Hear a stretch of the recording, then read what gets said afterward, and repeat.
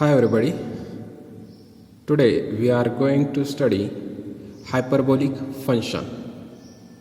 In that, first we study about a complex number. Complex number. In previous classes you have studied about complex number किंवा तुम्ही इथून पाठीमागच्या कधी 11वी-12वी मध्ये जर बघितलं तर तुम्ही हा कॉम्प्लेक्स नंबरचा पार्ट शिकलेला असाल. आता कॉम्प्लेक्स नंबर जर तुम्ही बघितलं, तुम्ही ज्यावेळेस X square, if you consider the equation quadratic equation X square plus 1 is equal to 0 and you have to find the roots. त्याचे रूट्स जर तुम्हाला फाइंड आउट करायचे असेल तर तुम्हाला काय करावं लागेल, X square is equal to it will be -1 and its roots will be taking roots on both sides. We will get x is equal to plus minus square root of -1. Okay, so this value of square root of -1 is equal to I. So root of x will be equal to plus I or minus I. म्हणजे दोन तुम्हाला roots मिळतील, एक I आणि minus I. आणि हा जो I आहे त्याला काय म्हणायचं, imaginary number. Okay, so the number of the form, definition of complex number is number of form a plus ib where a and b are real numbers is called or is said to be complex number. Is said to be complex number. Okay, now if you consider z is equal to a plus ib where ab belongs to r. ab belongs to r means a and b are real numbers. Okay, so and here I is equal to square root of -1. Okay, now if you consider z is equal to a plus ib, then a is called real part of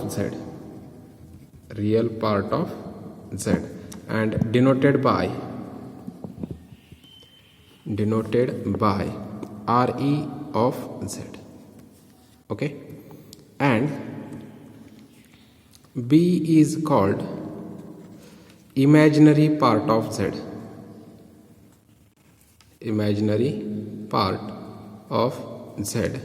and is denoted by im of z. Okay, it is imaginary part of z. If you consider an example, as if you consider z is equal to 2 plus 3i, then real part of z, re of z is equal to 2 and imaginary part of z is equal to 3.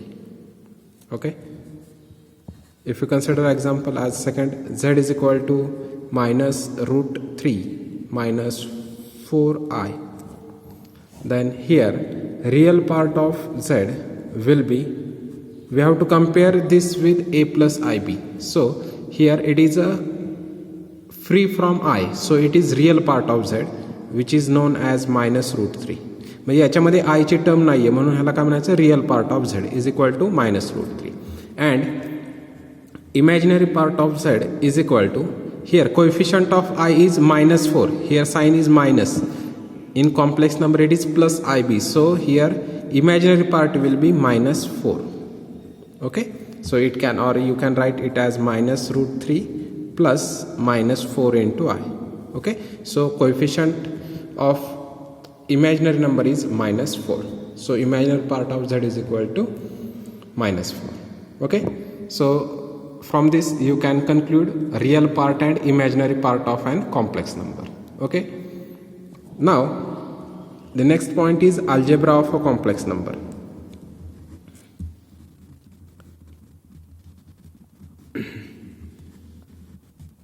In that, first, if z1 and z2 Z1 is equal to A plus IB and Z2 is equal to C plus ID are two complex numbers.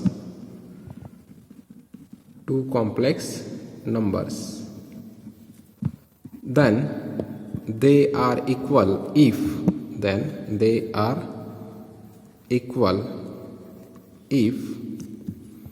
आता हे दोन Z1 आणि Z2 जर complex numbers तुम्ही consider केले, आता हे equal कधी असेल, ज्यावेळेस Z1 मधला रिअल पार्ट आणि Z2 मधला रिअल पार्ट काय असला पाहिजे, सेम असला पाहिजे. That means real part of Z1 and real part of Z2 should be same. That is A is equal to C. ही जर कंडिशन असेल आणि and imaginary part of Z1 and imaginary part of Z2 should be same. That means B is equal to D. Okay, then we say that two complex number are equal. Okay, next, second, if Z1 is equal to A plus IB and Z2 is equal to C plus ID, then these both are complex numbers.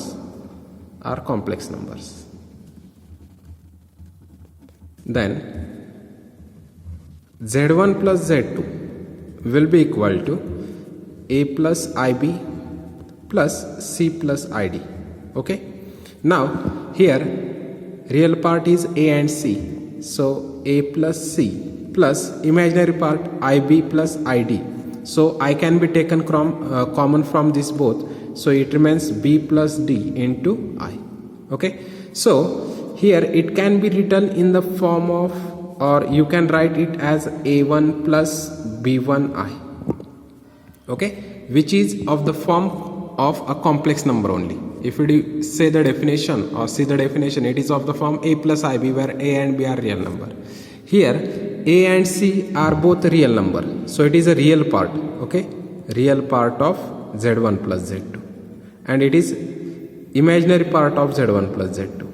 Okay, जर तुम्ही दोन real number consider केले आणि त्यांची addition ही काय असते, नेहमी real नंबरच असते. तसंच इथं A1 आणि B1 हे दोन्ही काय असणार आहेत, रिअल असणार आहेत.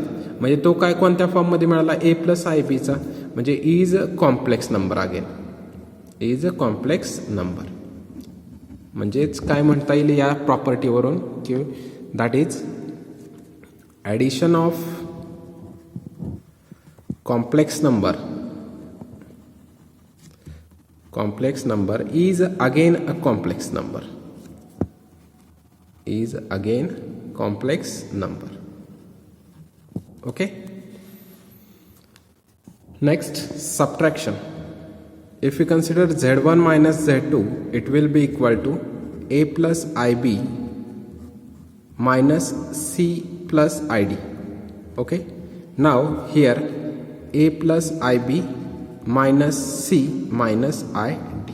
Okay, so it can be written as, here we write it as A and minus C are real part, so A minus C we take it in one bracket, म्हणजे real part एकत्र लिहा आणि imaginary part एकत्र, plus I into bracket B minus D, कारण D ची sine आहे काय, negative आहे. आता हे परत कोणत्या फॉर्ममध्ये मिळालं, A2 प्लस B2I. ओके, म्हणजे हे परत काय मिळालं, इज अ कॉम्प्लेक्स नंबर.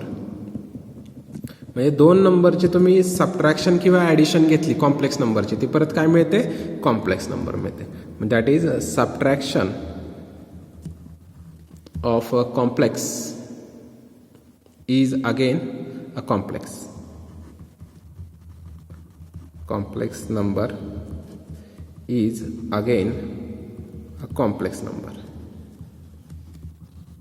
ठीक आहे, ही झाली याची सेकंड प्रॉपर्टी, ॲडिशन आणि सबट्रॅक्शन. आता जर तुम्ही मल्टिप्लिकेशन घेतलं तर काय मिळेल तिथं, Z1 इंटू Z2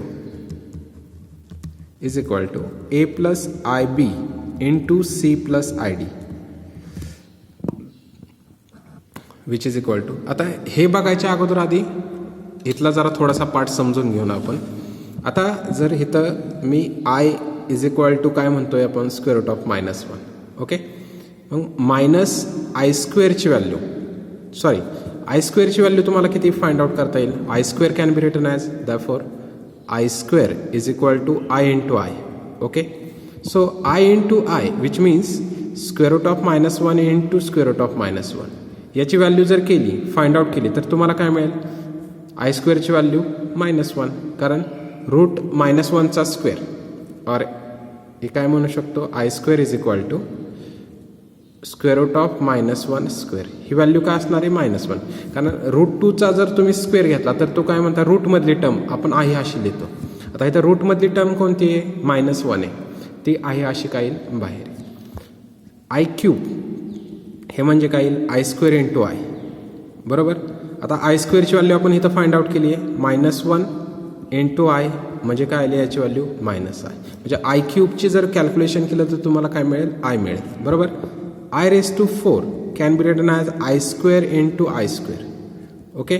आणि आय स्क्वेअरची व्हॅल्यू किती आहे? -1 इंटू -1. याचं कॅल्क्युलेशन केलं तर काय मिळेल? +1. ओके. असंच तुम्ही सोडवत गेला. परत आय रेस टू 5 हे जर कॅल्क्युलेट केलं तर I raise to 4 into I जर मी कन्सिडर केला, आय रेस टू 4ची व्हॅल्यू 1 आहे. म्हणजे आय रेस टू 5चं कॅल्क्युलेशन केलं तर 1 इंटू आय हे काय मिळेल? आय मिळेल. Okay. Similarly I raise to 6 जर तुम्ही पुढं सॉल्व केलं, आय रेस टू 6 म्हणजे I raise to 5 into I म्हणजे आय इंटू आय, परत आय रेस टू 6 म्हणजेच तुम्ही काय लिहू शकता? आय स्क्वेअर लिहू शकता. आणि आय स्क्वेअरची व्हॅल्यू आपण लिहिलेली ती किती आहे? -1. असेच तुम्ही पुढे आयची कोणती जरी पॉवर दिली तर तुम्ही ते फाइंड आउट करू शकता. ओके. आता इथं या प्रॉपर्टीकडे येऊ आपण, Z1 इंटू Z2, कारण याच्यामध्ये आय स्क्वेअर ही टर्म आपल्याला इथं मिळणार आहे. आता त्याचं काय करायचं ते आपल्याला इथं बघायचं आहे. आता हे कॅल्क्युलेशन तुम्ही करत असताना, ब्रॅकेट कॅल्क्युलेशन करत असताना तुम्हाला माहिती आहे की फर्स्ट टर्म ह्या दोन्हींना मल्टिप्लाय करून घ्यायची अगोदर. म्हणजे ए इंटू सी हे काय मिळेल? AC. आणि ए इंटू आय डी प्लस काय मिळेल? ADI. ओके. कॉम्प्लेक्स नंबर आपण शेवट लिहू. हे झालं एचं मल्टिप्लिकेशन. आता दुसरी टर्म कोणती? IB. हे दोन्ही टर्मला मल्टिप्लाय करा. म्हणजे हे काय मिळेल? B into C into i, BCI. बरोबर. BC आणि हा i plus B into D, B into D आणि आय इंटू आय किती येईल? I square. ओके. आणि आय स्क्वेअरची व्हॅल्यू आपण जर वरती कॅल्क्युलेशन बघितलं तर त्याच्यामध्ये आपण ती कॅल्क्युलेट केली. AC plus ADI plus BCI आणि आय स्क्वेअरची व्हॅल्यू किती आहे? -1. म्हणजे इथं आय स्क्वेअर हा व्हॅल्यू किती फाइंड आउट केली होती आपण? -1. ती इथं पुट केली. म्हणजे रिअल पार्ट काय मिळाला? AC मायनस BD आणि plus AD plus BC into I. आता हे जर बघितलं तुम्ही, if you see this here it is real number. ABCD हे सर्व काय आहेत? रिअल नंबर आहेत. म्हणजे रिअल नंबरची वजाबाकी जर केली तर ती काय असते? रिअल नंबरच. आणि ॲडिशन मल्टिप्लिकेशन सुद्धा काय असतं? Real number. म्हणजे परत काय मिळालं? कॉम्प्लेक्स मिळाला. Is a complex number. म्हणजे जरी तुम्ही मल्टिप्लिकेशन केली दोन कॉम्प्लेक्स नंबरची, ती काय असते? Complex number. Multiplication of complex number is again complex number. ठीक आहे. म्हणजे हे झाली third property, or you can say that algebra of a complex number. हे झालं मल्टिप्लिकेशनसाठी. Okay. Now next is conjugate of a complex number. तर conjugate म्हणजे काय? If Z is equal to A plus IB हा जर कॉम्प्लेक्स नंबर असेल, is a complex number, complex number, then Z bar ह्याचं नोटेशन काय कॉन्जुगेटचं? Z bar is equal to, इथं जे प्लस आहे इमॅजिनरीचा जो पार्ट आहे त्याच्यामध्ये जर तिथं प्लस असेल तर त्याच्या कॉन्जुगेटमध्ये काय येईल? मायनस. A मायनस IB हा त्याचा काय असेल? Conjugate. Is called conjugate of Z. Okay. म्हणजे ह्या झेडचा काय असेल तो कॉन्जुगेट आणि याचं नोटेशन काय आहे? Z बार. ओके. सो जर मी Z आणि Z बारची ॲडिशन घेतली तर काय होईल? Z plus Z bar is equal to A plus IB plus A minus IB. आता इथं plus I B minus I B काय कॅन्सल आउट होईल आणि तुम्हाला काय मिळेल तिथं ट्वाईस आहे. म्हणजे जर Z plus Z bar consider केला तर तो काय असेल प्युअरली रिअल नंबर. म्हणजे त्याच्यामध्ये फक्त रिअल नंबरच मिळेल, कॉम्प्लेक्स नंबर मिळणार नाही जर ॲडिशन त्याच्या कॉन्ज्युगेट केली तर. आणि सबट्रॅक्शन केली तर काय होईल Z minus Z bar is equal to A plus I B. आता हे प्लस एचा काय होईल मायनस होईल आणि मायनसचा प्लस. ओके, कारण Z minus Z bar conjugate ह्या दोन्हींची सायन्स चेंज केलेली. Plus A minus A cancel झाला म्हणजे रिअल पार्ट कॅन्सल होईल आणि तिथं काय राहील प्लस ट्वाईस आय बी. म्हणजे फक्त रिअल नंबर इमॅजिनरी नंबर मिळेल, प्युअरली इमॅजिनरी नंबर. ठीक आहे, म्हणजे ज्यावेळेस कॉन्जुगेट बरोबर त्याची ॲडिशन घ्याल तर प्युअरली रिअल नंबर मिळेल, सबट्रॅक्शनला प्युअरली इमॅजिनरी नंबर. आणि जर मल्टिप्लिकेशन केलं झेड इंटू झेड बार तर तुम्हाला काय मिळेल A plus I B into A minus I B. आणि जर याचं तुम्हाला माहिती काय असतं हे A square minus I B square म्हणजेच A square minus I square B square आणि आय स्क्वेअरची व्हॅल्यू -1 म्हणजे हे काय मिळालं आहे A square plus B square. ठीक आहे, म्हणजे झेड इंटू झेड बार हा जर तुम्ही सॉल्व केला तर तो परत काय मिळाला तिथं प्युअरली रिअल नंबर. ओके, हे झालं प्युअरली रिअल नंबरच मिळाला. ठीक आहे, आणि कॉन्जुगेटचा परत कॉन्जुगेट घेतला तर तो काय मिळेल झेड बारचा बार. आता झेड बार काय ए मायनस आय बी याचा कॉन्जुगेट हा काय मिळेल तुम्हाला तिथं. याचा कॉन्जुगेट म्हणजे काय झेड बारचा कॉन्जुगेट म्हणजे ए प्लस मायनसचं काय करायचं असतं प्लस, म्हणजेच परत काय मिळाला झेड मिळाला. म्हणजेच काय आलं Z conjugate is equal to Z. Okay, next Z1 plus or minus Z2 conjugate. जर तुम्ही Z1 प्लस Z2 याचा कॉन्जुगेट जर फाइंड आउट करायला गेला तर तो कसा असेल Z1 बार म्हणजे Z1 conjugate plus minus Z2 conjugate. म्हणजे दोन्ही काय असेल तिथं सेमच असते.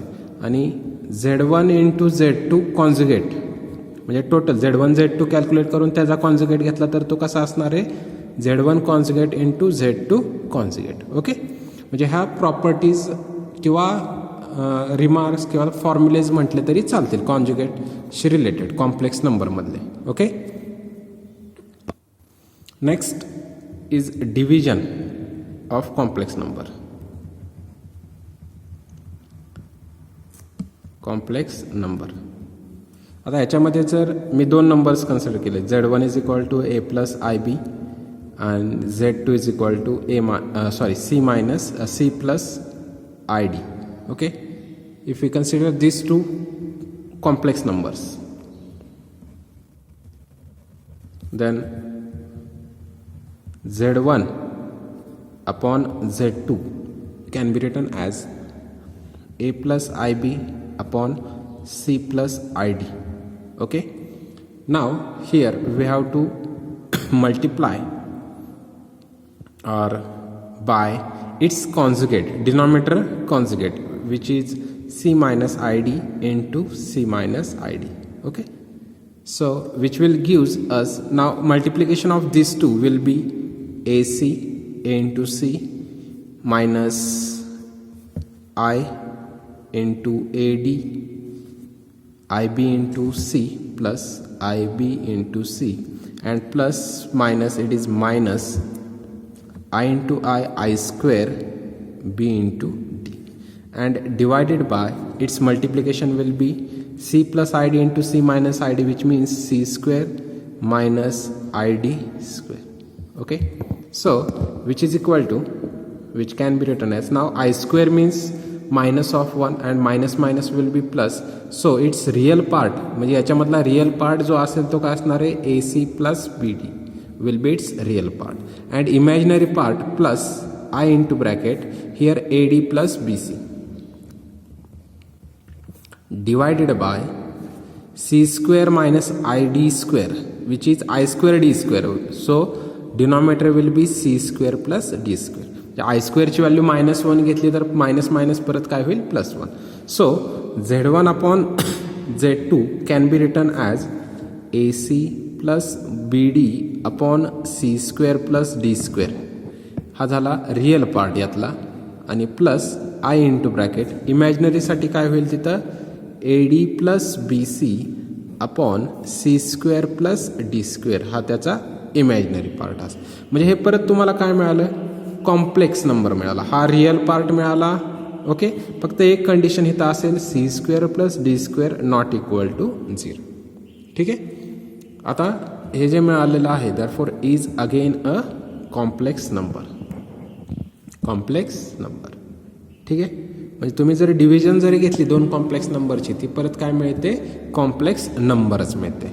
Okay, so this is a concept of an algebra of a complex number. ठीक आहे. त्याच्यामध्ये ॲडिशन, मल्टिप्लिकेशन, सबट्रॅक्शन, डिव्हिजन आणि कॉन्जुगेट हा पार्ट सर्व अल्जेब्रामध्ये आहे. ठीक आहे. Next, polar form of a complex number, म्हणजे आपण तो ग्राफिकली सुद्धा रिप्रेझेंट करू शकतो, हे आपल्याला याच्यामध्ये बघायचं आहे. आता कॉम्प्लेक्स नंबर म्हणजे काय, अ कॉम्प्लेक्स नंबर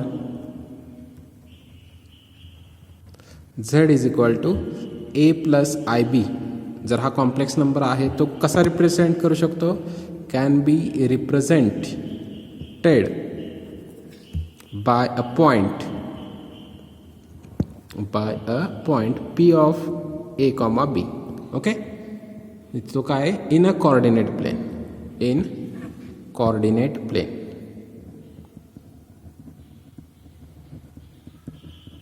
ठीक आहे. हा आपण रिप्रेझेंट करू शकतो. ठीक आहे. And every point,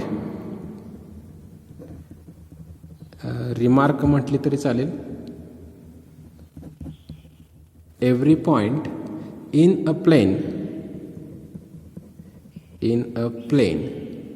or in the plane represent a unique complex number. Unique complex number म्हणजे कोणता जरी पॉईंट घेतला तुम्ही प्लेनमधला, तर तिथं काय मिळतो, तो पॉईंट युनिकली एक्सप्रेस करता येतो. म्हणजे तो दुसऱ्या आणखीन कोणत्याही पद्धतीने एक्सप्रेस करता येत नाही. ठीक आहे. Such a plane of complex number. आता हे जे तुम्ही रिप्रेझेंटेशन कराल, such a plane of complex number is called as complex plane. Is called complex plane or Argand plane. Okay. ठीक आहे. म्हणजे हे रिप्रेझेंटेशन तुम्ही जे ग्राफिकली दाखवणार आहे किंवा पॉईंटमध्ये दाखवणार आहे, त्या रिप्रेझेंटेशनला काय म्हणायचं, आर्गंड प्लेन और कॉम्प्लेक्स प्लेन. ठीक आहे. आता समजा मी हा ग्राफिकली रिप्रेझेंट करायचा म्हटला, समजा हा आपला एक्स ॲक्सिस आणि वाय ॲक्सिस कन्सिडर केलेले, एक्स ॲक्सिस आणि वाय ॲक्सिस, आणि हा पॉईंट आहे P A, B. ठीक आहे. म्हणजे हा जो डिस्टन्स आहे इथून इथपर्यंतचा A आहे, आणि हे जे डिस्टन्स असेल ते काय असणार आहे, तिथं B असेल. ठीक आहे.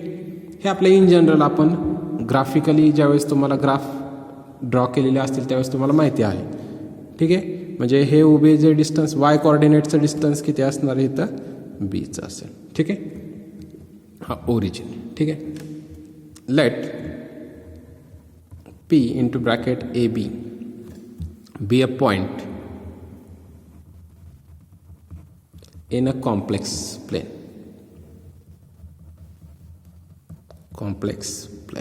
Okay, whose distance from origin. आता हे जर डिस्टन्स तुम्ही काउंट केलं, फॉर एक्झाम्पल हे जर मी डिस्टन्स कन्सिडर केलं, हे डिस्टन्स काय केलं मी कन्सिडर R.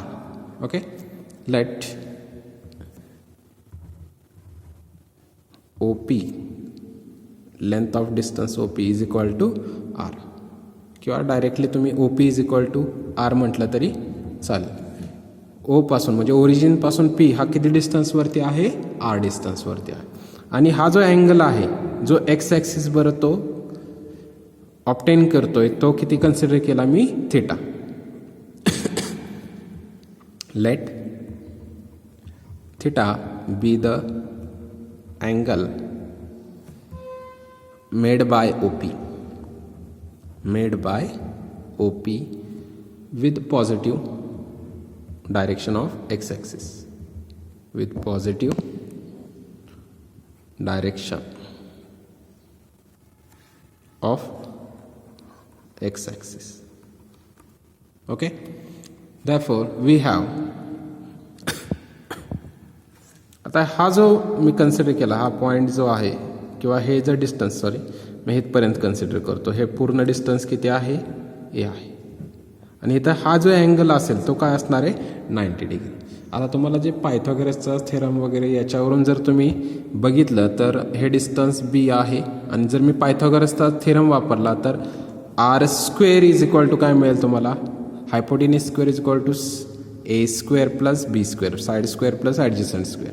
म्हणजे आरची व्हॅल्यू जी आहे ते तुम्हाला काय मिळेल square root of A square plus B square. म्हणजे तुम्हाला इथं काय मिळेल R is equal to square root of A square plus B square. Okay, and theta we first find cos theta. आता कॉस थिटाचा फॉर्म्युला तुम्हाला माहिती डेनॉमिनेटर बाय हायपोटेनियस असतो. म्हणजे हायपोटेनियस काय आर आणि अँगल कॉस ज्यावेळेस तुम्ही फाइंड आउट करताय त्यावेळेस त्याची ॲडजस्टंट साईड किती आहे ए.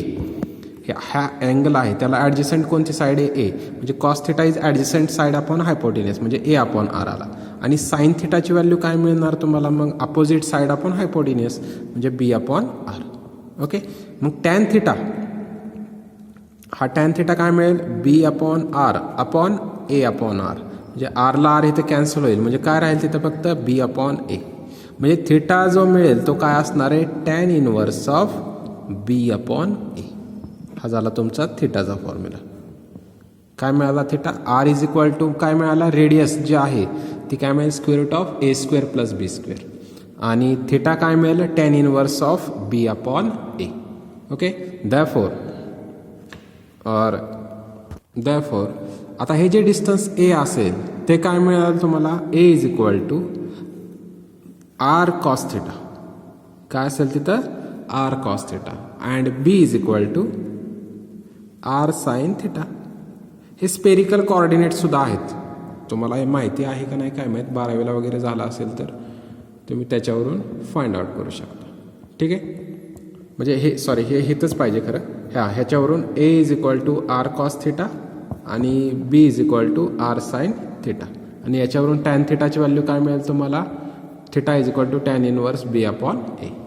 ठीक आहे, now we have Z is equal to आता झेड म्हणजे काय म्हटलेलं आहे आपण ए प्लस आय बी. म्हणजे एची व्हॅल्यू काय मिळाली तर R cos theta plus I R sine theta. B म्हणजे किती आहे R sine theta.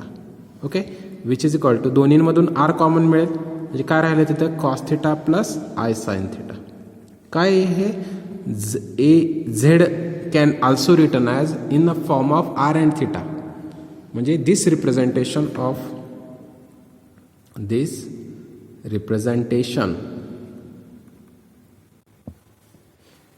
of complex number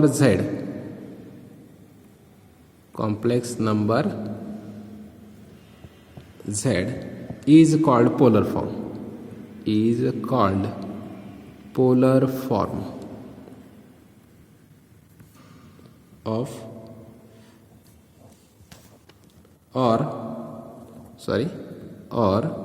modulus amplitude form or modulus amplitude form.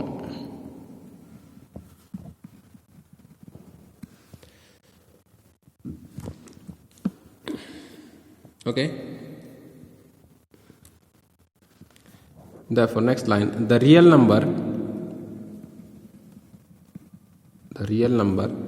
r is equal to square root of a square plus b square is called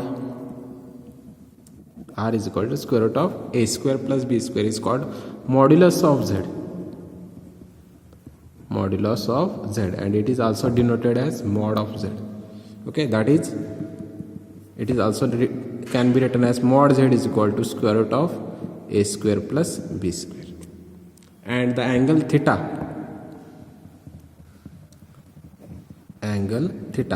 is called amplitude of or argument, amplitude or argument of z, that is am of z is equal to theta. Okay, the amplitude of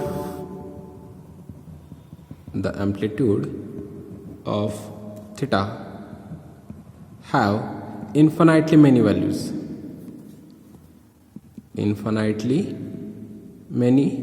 values, which differs by integral multiple of twice pi, that is, or thus you can write amplitude of z is equal to theta plus or minus twice n pi, where n is equal to 0, plus minus 1, plus minus 2, plus minus 3 and so on. Okay, म्हणजे periodic function, त्याचा periodic function किती आहे, twice पाय. म्हणजे twice पाय interval नंतर ती value काय होते तिथं परत रिपीट होत राहते. ठीक आहे, म्हणजे कॉस 0ची व्हॅल्यू 1 असते, बरोबर, आणि त्याच्यानंतर तुम्ही कॉस ट्वाइस पाय जर फाइंड आउट केला तर तो परत ट्वाइस पायला 1 येतो, त्यानंतर 4 पायला 1 येणार, त्यानंतर 6 पायला. म्हणजे त्यांचा जर डिफरन्स बघितला, पिरियडिक डिफरन्स 2 पाय आणि 0 मधला डिफरन्स किती, ट्वाइस पाय. 4 पाय आणि 2 पाय मधला डिफरन्स किती आहे, ट्वाइस पाय. म्हणजे त्या इंटरवल नंतर ती व्हॅल्यू काय होत राहते, तिथं रिपीट होत राहते. त्याला काय म्हणायचं, म्हणजे तिथं इंटिग्रल मल्टिपल ऑफ ट्वाइस पाय आहे. ठीक आहे, आणि the unique value of theta in the interval, the unique, हे महत्त्वाचं आहे सर्व, unique value of theta in interval minus pi and पाय. ठीक आहे, मायनस पाय आणि पाय या इंटरवल मधली जी व्हॅल्यू असेल त्याला काय म्हणायचं, principal value, is called principal value. ठीक आहे,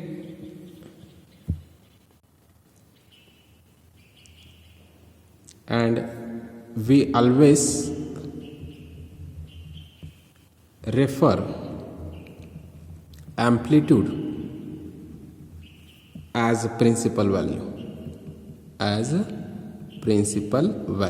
ठीक आहे. म्हणजे amplitude आपण कशाला रेफर करतो, principal values. Okay, for example जर तुम्ही कन्सिडर केलं z is equal to 1 plus i, then mod z म्हणजे मॉड्युलस काय असेल त्याचा, square root of a² plus b². आता इथं a² म्हणजे a ची व्हॅल्यू 1 आहे आणि b ची आयचा